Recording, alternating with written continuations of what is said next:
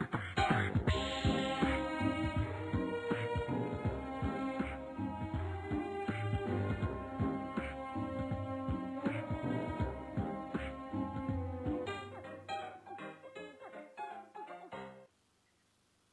Shannon. This is really very, very nice to see you and to welcome you to the Film and Art Festival to Riverside. I must tell you that I'm very happy that your Babyteeth is in the program of our festival, because this is very good and very unexpected movie. So congratulations. Thank you very much. Thanks for having me. Babyteeth, this is your first feature film. And I was wondering, why have you decided to take such a subject, which is from one side common, because we had many movies with the main character, which is touched with a strong disease, but in the same time, you created completely different story. How have you created it?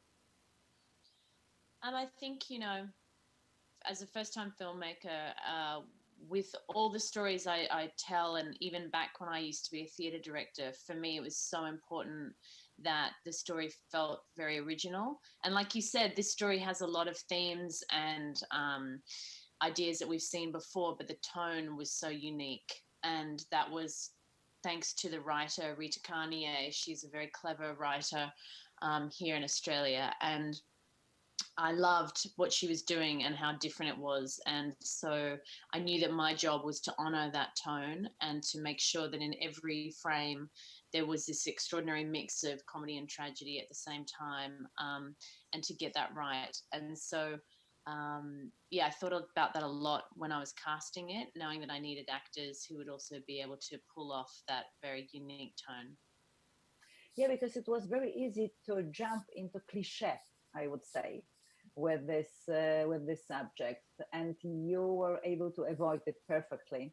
You said that it was in the script, in the play, but then you had to create it in your imagination.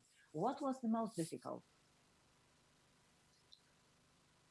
I think that incredible balance of making sure that it didn't tip into cliche. And the way that I did that was to make sure that I was always getting the actors to push themselves, to give us an authentic reaction that didn't feel like something we'd seen before. So that involved, a lot of work from them, but they were completely on board and committed to doing that. And I think as well, to make sure that we had enough time to explore all the options, so that in the edit, I could balance that mix, because I had many versions of the performance to play with in the edit. So you could create another movie still. Yeah. Yes. But obviously, I'm sure that you've chosen the best option, because really it's incredible that when I heard that it's a movie about a teenager with cancer, I immediately said, okay, thank you, no, enough. And especially in this time in which we are living now, with coronavirus, with all this news that are coming from all over the world. And I'm completely surprised with the emotions that I felt watching Babyteeth. So thank you very much for that. It was really, it is perfect. And it's interesting because, of course, when we made it, we had no idea that when we were going to release the film that Corona was going to happen. But I wasn't actually afraid of that, because I thought exactly what you're saying. Like, a lot of the themes in this story are so much about, preserving your family at a time of crisis, and how you deal with a really challenging situation, and how you treat your loved ones towards the end of their life. And so I feel like these themes are something that are even more important to us at the moment, because everyone is having to address this. So yeah, I felt it was more powerful almost to have it coming out now during the pandemic. Mm-hmm. We have here a quartet of completely different characters, and still they are really different. And each of your character is living its own life, I would say. But even though they are able to be together and to love each other, this is very, very strange. Yeah, it's a very dysfunctional dynamic, but I think like all interesting families, you know, there's a lot of rub. There's a lot of pushback from the children when they're trying to expand and really be who they want to grow into. And so for me, it was all that sort of uncomfortable territory of their interactions that I found so believable. And I think that's what's great. The writer Rita is not afraid to shy away from just throwing you straight into scenes. You know, you'll notice she doesn't have a lot of exposition. She doesn't sort of explain everything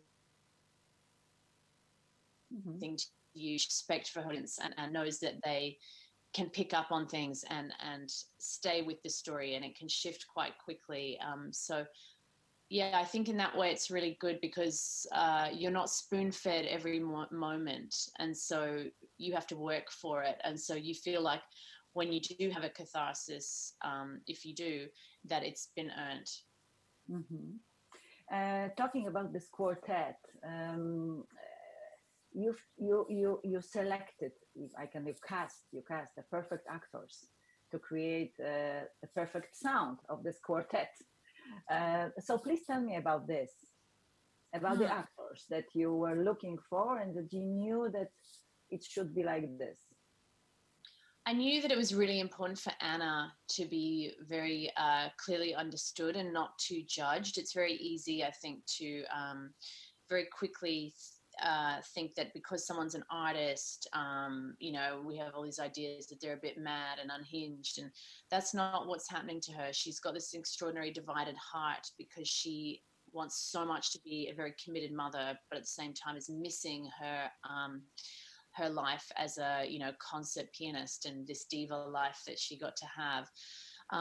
So she's in a lot of pain as well because her daughter is, you know, changing and wanting her relationship to shift with her mother. So she's grieving that. And Essie Davis is just one of the most amazing actresses in our country. And I knew that she would be able to give us such a, you know, sympathetic version of this character. And also she's very funny. And same with Ben Mendelsohn. He's got a great sense of humor. And I know that around the world, you know, he's known a lot more for his really evil, sinister characters. But in real life and in a lot of his Australian work, he's always been very funny and has a huge heart. And he's a father himself. So he knows what that feels like. And then Eliza and Toby, I did see a lot of actors their age, but I've always known about Toby's work and I was very interested in him. And Eliza, I'd been hearing really great things about. I never auditioned them together. I cast them both separately. Yeah, I just knew they were both excellent, and I said these two will be able to have chemistry. I know it. And yeah, they're just both very smart for their age. Incredible at their craft, and I knew that they would be able to hold a film at such a young age. So yeah, they are really very, very good, and I like those actors and actresses very much. And let's say not only about the leading characters, but also about the supporting character, which is a lady from neighborhood. And I was wondering why there is this situation that she's pregnant. What do you mean it? What does it mean for you? So I think it's really interesting that Toby, the next door neighbor who lives right across the street, can see into their house. They can see into her house. You know, she interrupts their life a lot, and she represents new life at a time where they're experiencing the potential of their only child having this, you know, great existential crisis. And so for Henry, you know, there's something so so much easier and effortless and appealing about the next door neighbor. She seems less complicated to him, even though she's complicated in her own way. But to him, he thinks she's so different from Anna, and he's just trying to escape at the moment. And so he hides with her in many ways his own pain. And I thought that was really beautiful that Rita wrote her to be pregnant, because it's more heartbreaking, but it's what he's gravitating towards, because it reminds him of a simpler time.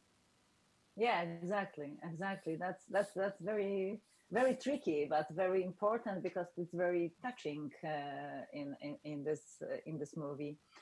And please tell me, because I think that each viewer has, in every movie, of course, but in this especially, has a favorite scene, which he or she likes most. I have such a one, of course, but I wonder if you have in this movie a scene which maybe not you like most, but maybe was for you most demanding regarding this, what we are talking about, not to be a cliche, not to be a conventional, and so on and so on. Yeah, because there are very emotional and delicate moments in this film.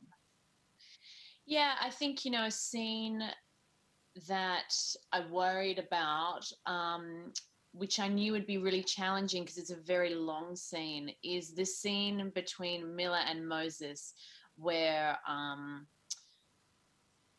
there's this extraordinary stressful tension of her asking him to help her to assist her suicide, but then it's also a scene that involves lovemaking for the first time. And I just remember thinking, wow, those are like very big leaps in that scene that are happening for those characters. But it felt very realistic to me because, of course, sex and death go hand in hand a lot and very naturally in our human behavior, but it was a very big scene for them to do. And what I did was I focused on doing it the whole way through. So we didn't cut every time we did a take. So the takes were like, went from 7 minutes to sometimes I think 14 minutes, just depending, but I knew that I could shift that in the edit, but I wanted them to take the time to feel like they were really in it. And, we were very quiet in the room and stayed very still. And I always made Toby, with the pillow, hold it for, I think, a minute and a half. Mm-hmm. And Eliza, could breathe herself. She had a signal to us if she felt distressed in any way, but I let them play out a length of time as well, so that she could feel how long and how stressful that was, and then have a really natural response. So I think it's always about setting up as much as you can for the actors, the ability for them to have to not jump too far in their imagination to be in that moment. Absolutely, this is very difficult. It was very difficult. Sina, I was waiting for this, how you are going to direct it, and congratulations. Really very, very good, because it was very difficult moment. I must say that I like also very much cinematography in Babyteeth, and the colors that you've chosen, the atmosphere, tones, and could you tell us about this? Because we have colorful pictures, colorful life. A little bit shine is by the end, and a little bit of pastel is coming by the end of the movie. Yeah, my cinematographer, Andrew Comas, is really incredible, and all the films he's ever made look very different. So he's made films like The Daughter and The Rocket and Girl Asleep. Each one has its own unique look, because he's such an amazing collaborator. And with me, we talked about, I wanted Babyteeth to feel timeless, so that no matter when you watched it, it would feel like a classic for you, no matter when you were kind of born. And so the colors we often talked about were the color palette of sort of Eggleton's photography, because even though his work is sort of from the 70s and 80s, that it still has such a modern feel. And so we looked for those kind of tones. And also we wanted to use Baltar lenses, which are the lenses that were used, say, for a film like The Godfather. So they're older lenses, but we wanted to put very bright colors in front of them. And the lenses are a bit unpredictable, very much like our characters. So we knew that, managing them was going to be complicated, but also just that they would offer mistakes that we actually wanted. And that's something I really love. I don't like everything to be too perfect. With the colors, a lot of that came from the idea of Miller and how she was feeling and how she saw the world, very vibrant and electric, like that age group is often sensing everything at such a high frequency. And because I grew up in Hong Kong, and I was really influenced by people like Wong Kar-wai, and I myself love color. And so I think it's such a strong statement about, feelings. And so we focus a lot on that in the film. And like you're saying with pastels, it's really interesting because early on, Miller wears light colors as well. Yellows and very kind of more innocent girly tones, and then she starts to morph into Moses's color of purple when they go out on the night together. And then you're right, it gets really colorful, and then back into the more sort of subdued pastels again, as she sort of grounds herself back in I guess her spirituality in many ways, and comes to accept what's going to happen. But yeah, I think just naturally I can't help but play a lot with color. Even in my previous work in television, I do the same thing. It's just a very important statement to me about, people and how they see things. Very interesting. Yes, very interesting. Shannon, thank you very much. I can see you in the screening room. Where are you? You are working on something new?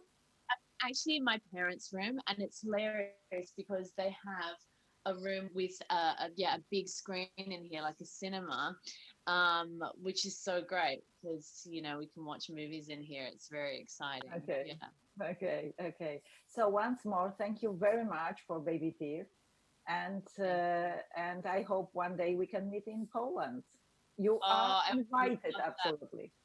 Oh my gosh, I'd love to go to Poland so much. When I was at film school, I had a Polish teacher, and so I love it. Yeah.